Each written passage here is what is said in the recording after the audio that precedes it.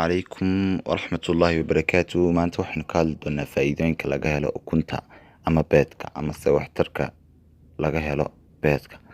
Cuniska beedka waxay kor u qaadaa caafimaadka qofka haddii aanu qofku jeclayn inuu cuno beedka ama ukunta. Waxaa jira cilmi baadhisyo sababaya inay faa'iido u tahay qofka inuu cuno beedkaas. Haddaba dhowrkan arrimood waxay ku faa'iideynayaan inaad joogtiso cunista beedka. Kow, qofka beedka cunaa waxa uu ka badbaadaa faaligga ama se wadna xanuunka. Waxaa jira oraahyo tilmaamaya haddii qofku caadaysto cunista beedka inuu subagga jidhkiisu ku badanayo, balse cilmi baadhisyo cusub oo dhowaan la soo saaray ayaa iftiimiyey in beedku ka hortago xanuunada faaligga iyo wadna xanuunka. Laba, waxa uu qofka siiyaa faytamiin. Beedka ama ukunta waxaa laga helaa faytamiino daruuri u ah caafimaadka dadka, isla markaana keena inuu caafimaadka qofku noqdo mid aad u wanaagsan.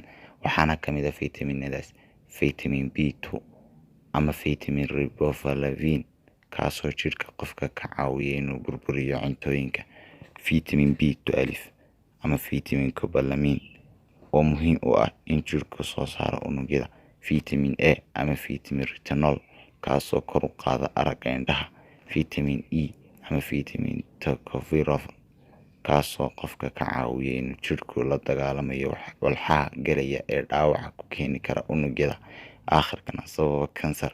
Faytamiin A iyo faytamiin B2 waxay muhiim u yihiin koritaanka unugyada, sidaa daraaddeed waxaa qofka u wanaagsan inuu badsado cunista beedka.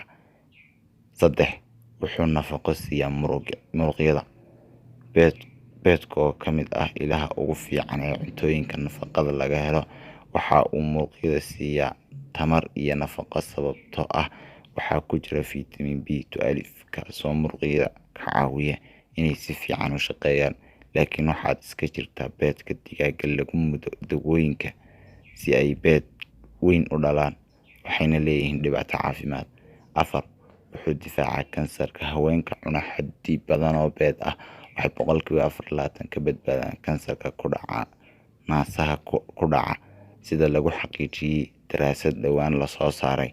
Waxaanu beedku qofka siiyaa maadada ama faytamiin la yidhaahdo choline oo jidhka ka difaaca in kansar ku dhaco. Maadada choline waxay ku badan tahay qaybta huruudda ah ee beedka oo la wada garanayo. Sidaa daraaddeed waa inaad beedka dhammaantii quudato, cuntadana aad ku darsato si aad faa'iidadiisa u hesho ama aad faa'iidadiisa uga meel gaadho. 5, maskaxda qofka ayuu koriyaa. Beedka waxa uu qofka ka dhigaa mid xusuustiisu aad u fiican tahay, waayo wuxuu nafaqo badan siiyaa maskaxda, taasoo qofka ka caawisa in maskaxdiisu kaydiso macluumaad badan, xasuus ahaana noqoto mid aad u wanaagsan. Waxaana beedka digaagga laga helo ku badan maadada omega 3 fatty acid, taasoo awoodda maskaxda kor u qaada. Beedka digaagga inta badan waxaa laga helaa faytamiin E, kaasoo dhakhaatiirta ama dadka nafaqada cuntada ku xeel dheer aaminsan yihiin inuu qofku ka difaaco cudurka asaasiga ee keena inuu qofku caruuroobo ama isku dhex daato maskax ahaan. Sidoo kale, qodobkan shanaad ee maskaxda qofka ayuu koriyaa waxay u fiican tahay ardayda dhigata iskuullada ama second level ha ahaado ama primary level ha ahaado ama jaamacad ama university ha dhigto. Ardayda ayuu u wanaagsan yahay qodobkan shanaad ama ku jira faa'iidooyinka laga helo beedka. Marka waxaa lagu boorinayaa ardayda inay subaxii oo kale ku quraacdaan beed. Maskaxda ayuu koriyaa, maskaxda qofka ardayga ayuu koriyaa. Marka daawadayaal, faa'iidooyinkeenu maanta waxay ku kooban yihiin 5 faa'iidood.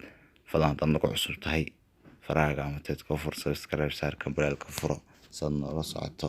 Kambalaalka fur waayo like na saar, waayo waxaan waqtigan badan u geliyey ama aan waqti badan u geliysan idinku faa'iideeyo. Idinkuna intaa insha Allah igala bakhaylina. Comment hoos noogu reeb wixii cabasho aad ka qabto fiidiyowga. Like saar mar labaad, subscribe saar mar labaad, sidoo kale kambalaalka furo mar labaad sidoo kale. Wassalaamu calaykum waraxmatullaahi wabarakaatuh. Thanks for watching. Please subscribe, like, share, and comment below.